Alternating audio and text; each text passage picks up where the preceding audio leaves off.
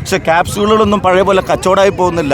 CPM exposed ആണ് ശബരിമല കേസിൽ. ഈ ഇലക്ഷനിലെ ഏറ്റവും വലിയ വിഷയം പിന്നെ മറ്റേ ശബരിമല പ്രശ്നം തന്നെയാണ്. കാരണം ഒരു ഗവൺമെൻറ് സംവിധാനത്തിൽ ഇരുന്നിട്ട് ശബരിമല അയ്യൻ്റെ സ്വർണം കട്ടിട്ട് അതിൽ അറസ്റ്റ് ചെയ്യപ്പെട്ടിട്ട് ഒരു നടപടി എടുക്കാതെ ഒന്നും സംഭവിക്കാത്ത പോലെ കോടതി മേൽനോട്ടുള്ളത് കൊണ്ട് അത് പുറത്തു വന്നതുപോലും നേരത്തെ ഇവർ അറിഞ്ഞതാണ്.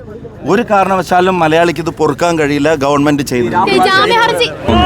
സ്റ്റേറ്റ് പൊളിറ്റിക്കൽ സിറ്റുവേഷൻ കംപ്ലീറ്റ്ലി ഗവൺമെൻറ്റിനെതിരാണ്. അപ്പം BJPയെ സഹായിക്കാൻ വേണ്ടിയാണ് ഇപ്പോൾ ആ ഡീൽ. ഇപ്പോൾ ഏതാണ്ട് എല്ലാ കാര്യത്തിലും ഓപ്പണായി വരികയാണ്.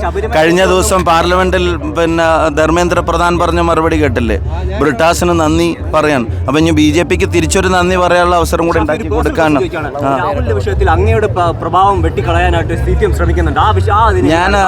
ഞാനൊരു കാര്യം, എനിക്ക് പാർട്ടി സ്റ്റാൻഡിൽ നിന്ന് ഐസൊലേറ്റ് ചെയ്തിട്ട് ആ കാര്യത്തിൽ എനിക്ക് വേറൊരു സ്റ്റാൻഡ് ഇല്ല. ഞാൻ പൂർണ്ണമായിട്ടും പാർട്ടി തീരുമാനത്തിനൊപ്പം.